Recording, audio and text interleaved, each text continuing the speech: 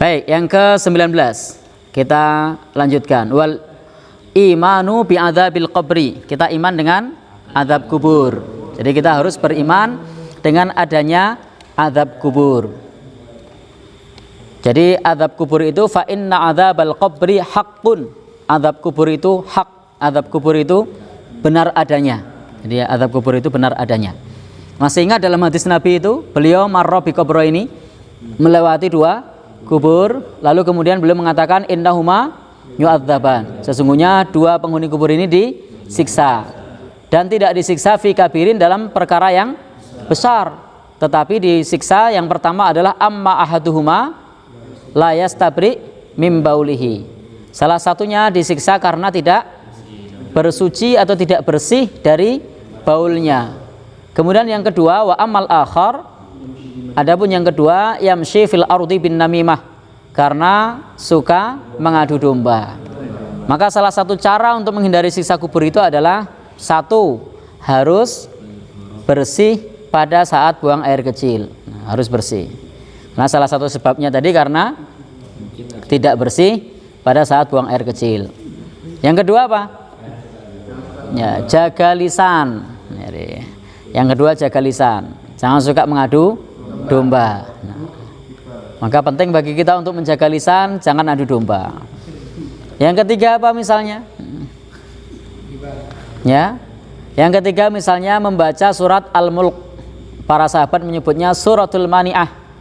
Nah, surat untuk mencegah dari azab kubur.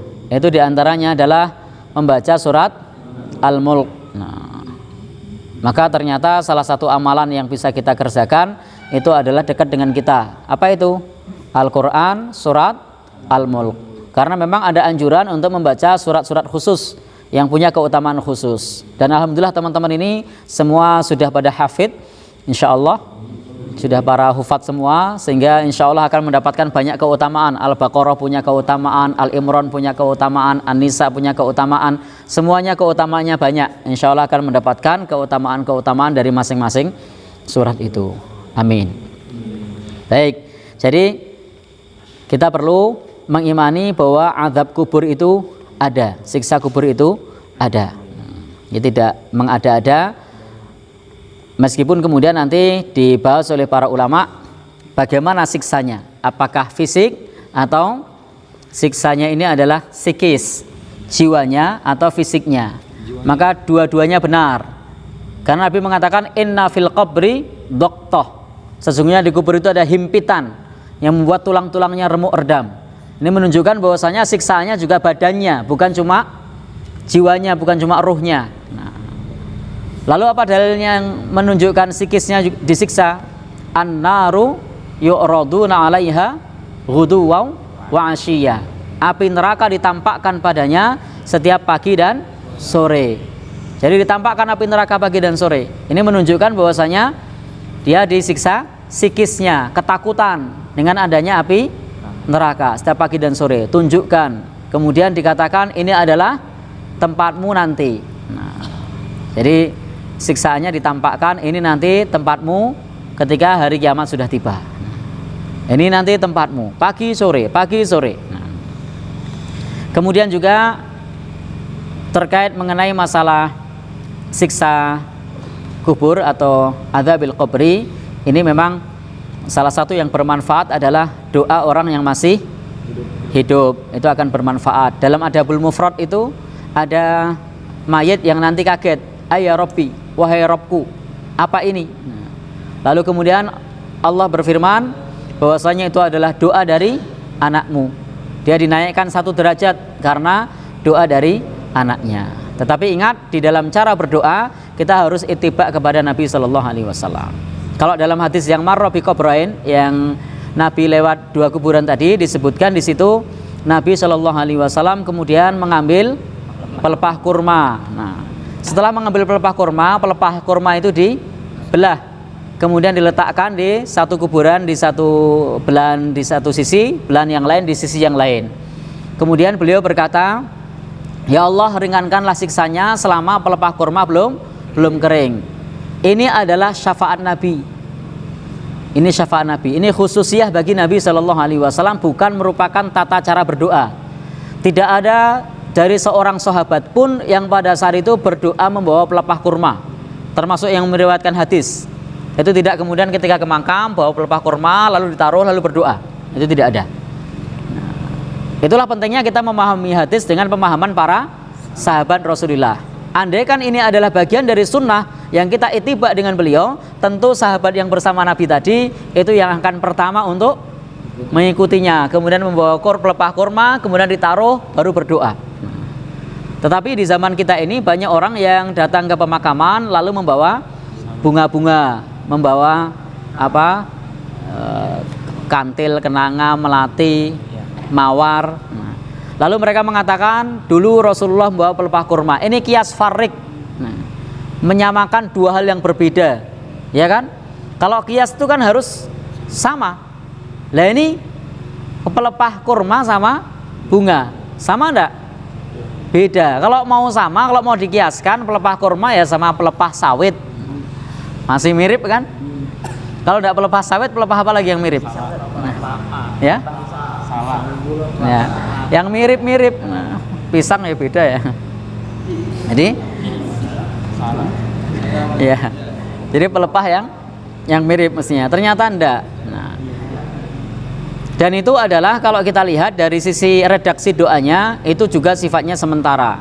Yang kalau kita pahami mafhum mukhalafahnya itu adalah membolehkan untuk disiksa kalau sudah kering. Karena Rasul mengatakan, ya Allah ringankanlah siksanya sebelum pelepah kurma ini kering. Mafhum mukhalafahnya, pemahaman terbaliknya, boleh disiksa kalau pelepah kurma sudah kering. Andai kan ada orang bawa bunga kemudian ke makam lalu berdoa, ya Allah ringankanlah siksa ibu saya sebelum bunga ini kering, berarti kan itu anaknya Masya Allah itu ngawur banget sama ibunya. Nah, berarti maknanya apa? Ya Allah siksalah ibu saya kalau bunganya sudah kering, kan maknanya gitu ya. Aneh ya. Maka ini tadi saya sampaikan, ini kias farik, itu tidak benar. Tadi hadis tadi benar ya, bahwasanya ada orang yang disiksa, kemudian Rasul pada saat itu menolongnya dengan memohon kepada Allah diringankan untuk sementara waktu. Itu dalil bahwasanya azab kubur itu ada. Kemudian yang bisa meringankan kita dari azab kubur apa? Berlindung kepada Allah selepas tasyahud akhir. Nah, Nabi menganjurkan untuk berlindung dari 4 hal. Nah, fal yata'awwad, hendaknya kalian berlindung dari 4 perkara. Apa di situ? Allahumma inni a'udzubika min adzabi jahannam wa min adzabil qabri, kemudian fitnatil mahya wal mamat, kemudian baik, azab kubur yang mana? Fitnah mati dan fitnah hidup. Jadi fitnah mati. Nah, ini adalah salah satu perlindungan dari azab kubur. Jadi kita berlindung kepada Allah Subhanahu wa taala.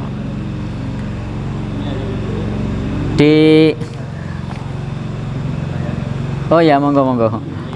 Baik. Oh, udah jam 9 ya. Ini gimana nih? Ya? Nanti masuk lubang yang sama ini. Belum saya izinkan. Ya. Baik. Lanjut. Anut saya ajabnya. Ya. Jadi di sini intinya kita harus mengimani adanya azab kubur. Meskipun hadis yang menjelaskan azab kubur itu hadis ahad. Jadi hadis azab kubur itu adalah hadis yang ahad. Ya, meskipun ahad hendaknya kita mengimani. Jangan sampai seperti orang Mu'tazilah. Orang Mu'tazilah itu membedakan antara hadis ahad dengan hadis mutawatir. Mereka menggunakan hadis ahad dalam masalah fikih, tapi mereka menolak hadis ahad dalam masalah akidah. Sehingga mereka menerima hadis ahad hanya dalam masalah fikih. Tapi kalau masalah akidah mereka menolak. Contohnya adalah tentang azab kubur. Sehingga risikonya fatal ketika mereka menolak hadis ahad. Karena nanti akan ada banyak perkara-perkara yang hadis ahad padahal itu menyangkut masalah akidah. Nah, termasuk ini. Azab kubur, akidah bukan ini? Akidah. Fitnah kubur, akidah bukan? Akidah. Nah, maka meskipun itu hadis ahad, maka hendaknya kita imani, dan ini merupakan bagian dari keimanan Ahlus Sunnah wal Jamaah. Baik ahadnya itu ahad masyhur, ahad gharib, ahad aziz, itu tetap kita terima kalau itu dari Nabi SAW dan riwayatnya sahih. Seperti misalnya untuk kalau mereka ya dalam masalah hadis ahad mereka terima innamal a'malu binniyat, itu hadisnya ahad, ahadnya gharib pula, tapi diterima. Nah, tidak konsekuen. Kalau fikih pakai, kalau akidah tolak. Yuk bi, tidak konsekuen. Padahal yang namanya fikih itu juga berkaitan dengan akidah. Niat itu amal hati. Amal hati bagian apa? I'tiqad, akidah. Nah, jadi tidak konsekuen juga. Andai mereka misalnya menolak dalam masalah akidah, mestinya hadis niat juga ditolak. Tapi hadis niat dia pakai. Nah, alasannya masalah fikih. Padahal niat itu tidak semuanya fikih. Ada banyak niat yang terkait dengan akidah karena adanya keyakinan di situ. Nah, baik. Jadi intinya kita mengimani adanya azab kubur dan banyaknya hadis yang menjelaskan tentang hal tersebut meskipun hadisnya ahad. Wa anna hadhil ummah tuftanu fi kuburiha wa tus'alu 'anil imani wal islami wa man rabbuhu wa man nabiyahu. Dan bahwa umat ini akan diuji dan ditanya di dalam kuburnya tentang iman, Islam, siapa Robnya, siapa nabinya. Wa ya'tihi mungkar wa nakir, dan akan datang kepadanya mungkar dan nakir. Kaifa sya'allah wa kaifa arada wal imanu bihi wa tasdiq. Ini sesuai dengan kehendak Allah dan sesuai dengan kehendak Allah Subhanahu wa taala.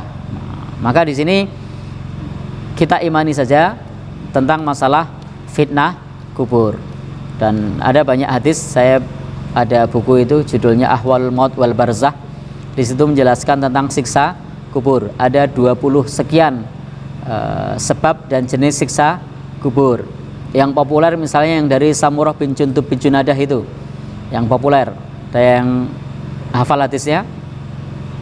Di situ diceritakan bagaimana orang yang pada saat malam harinya dia membaca Al-Quran, kemudian di pagi harinya dia lalai dari sholat subuhnya, maka kepalanya diremukkan dengan batu. Kemudian ada di antara mereka yang mulutnya, hidungnya, kemudian matanya dicongkel dengan jangkar sampai ke tengkuknya, ditarik. Ketika bagian kanan sudah ditarik, kemudian sembuhnya butuh proses. Ada sakit, ada teriak-teriak, ada korengan, berdarah, begitu kan. Ya, jangan anggap kemudian kayak dalam film celing gitu kan, berubah lagi celing, enggak gitu. Jadi butuh proses sakit di situ. Lalu yang kirinya dirobek lagi. Kiri sembuh, kanan dirobek lagi.